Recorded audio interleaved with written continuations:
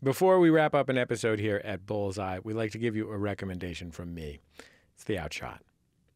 It wasn't until I sat down to watch Too Funny to Fail that I realized how much the Dana Carvey Show meant to me. Too Funny to Fail is a new documentary on Hulu, by the way. It's about one of the strangest and most brilliant shows ever to air on network TV. Here's our host with the most, Dana Carvey.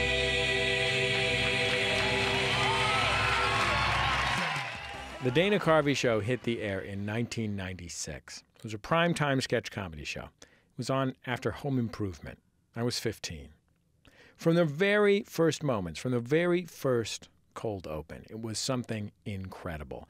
And I guess the idea was to have Dana Carvey do an impression like one of his beloved impressions. So he did Bill Clinton.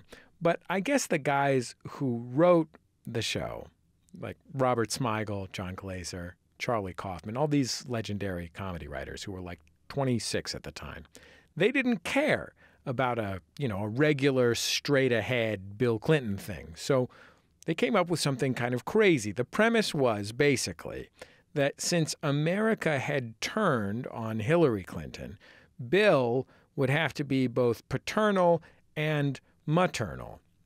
And specifically that he had taken hormone treatments and grown teats.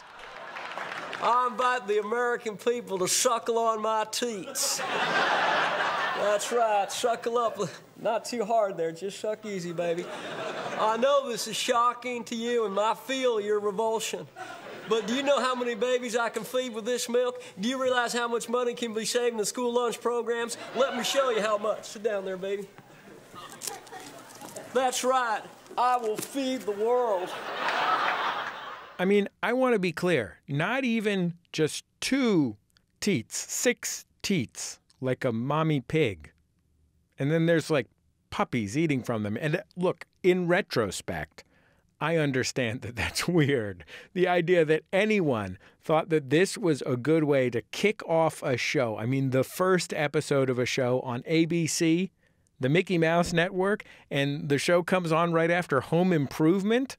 A sketch with a bunch of puppies suckling at the president's bosom? In retrospect, yes, I recognize that is bonkers.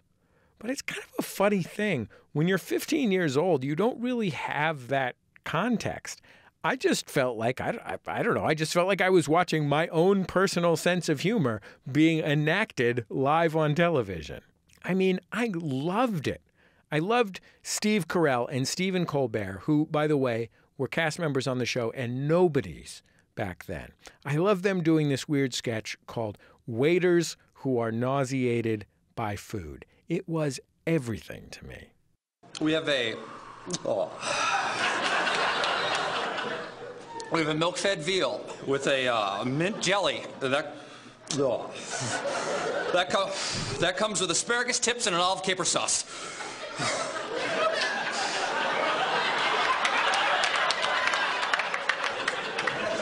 $17.95. I remember very vividly going to school and talking to my friends John and Dan about it. Like, did you see that? Did you see First Ladies as Dogs? That was a real sketch. Did you see the ambiguously gay duo? Did you see the commercial for Mountain Dew that was just a big, tall glass of Mountain Dew on a table, and then they're trying not to say that it looks like pee? Bill, what does that look like to you? Delicious mountain freshness? No, seriously. What does that look like?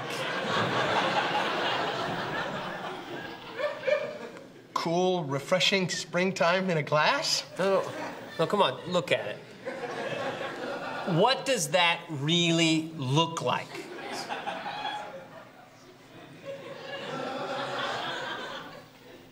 Liquid sunshine? There you go. Liquid sunshine. Mountain Dew. It looks exactly like liquid sunshine. So here's kind of my pet theory about the Dana Carvey Show. Dana Carvey's a baby boomer, but kind of a happy one, not really an anti-establishment one, like a crowd-pleasing one, a child of the sport coats with pushed-up sleeves comedy boom. And all these Generation X guys who made the show with him, Carell and Colbert and Louis C.K. and Dino Stamatopoulos, Robert Smigel, they weren't classic Gen X slackers, really. They weren't punk rock or even particularly alternative rock. These were all like hardworking dudes who wanted to make people happy, just like Dana did. And what brought them together, it wasn't opposition to the rules. It was more like total indifference to the rules, like they didn't care about the rules. What they cared about was the joke. The joke was everything. That was their territory. They would fight for it to the death. That joke might be crazy or bizarre, maybe even upsetting to some people, but often it was also weirdly warm-hearted and so perfectly crafted, so meticulously made. I mean, these guys were good. There's this moment in the documentary where Robert Smigel, I think it is, says he ran into Jerry Seinfeld one day, and Jerry Seinfeld told him the Dana Carvey Show was the funniest thing on TV. And so Robert Smigel thinks, you know, why would I change it if Jerry Seinfeld thinks it's funny? A Beatles C is back. All this month, leftover Beatle memories. I remember my first Snickers bar in America. You know, I bit into it.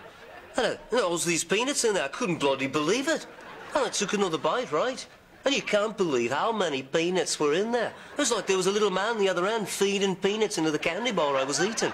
And I called John over. I said, John, look at this. It's all packed with peanuts. What's all that, right? And John says, well, you know, John, you know, he says, well, of course, you bollock. That's what the rapper says, you know, packed with peanuts. It was on TV. On regular TV. I mean, my mom did not even have cable then. I remember adjusting the rabbit ears so that I could watch the Dana Carvey Show more clearly.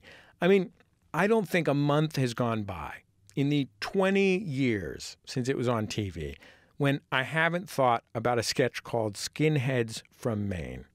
And this is a little upsetting, but it's basically just Colbert and Carvey dressed up in head-to-toe LL Bean in rocking chairs on a porch, spouting this charming, down-home, lobster-fed racism, homophobia, and anti-Semitism. Nice sunset we're having.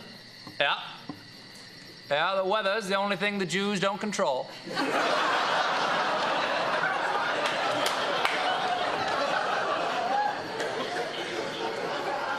Yeah. What you whittling there? Hate stick for beating on the Spaniards. I mean, the joke is just perfect, and that is where their loyalties lay. I mean, I don't think it ever even occurred to them that someone might not want to see that sketch come on after they've been watching a Home Improvement with their kids. I mean, seriously, who wants to see that sketch come on after they've been watching Home Improvement with their kids? So in the end, the Dana Carvey Show got 8 episodes. 7 of them aired. The last one got pulled for a very special episode of Coach. When you watch the documentary, you can see the shadow rolling over the show from the first episode. But in 1996, I didn't really. I just saw these perfect jokes right there on network TV. So perfect that the next day on the schoolyard, I could taste them in my memory. And I was 15 years old. It was great. That's my outshot.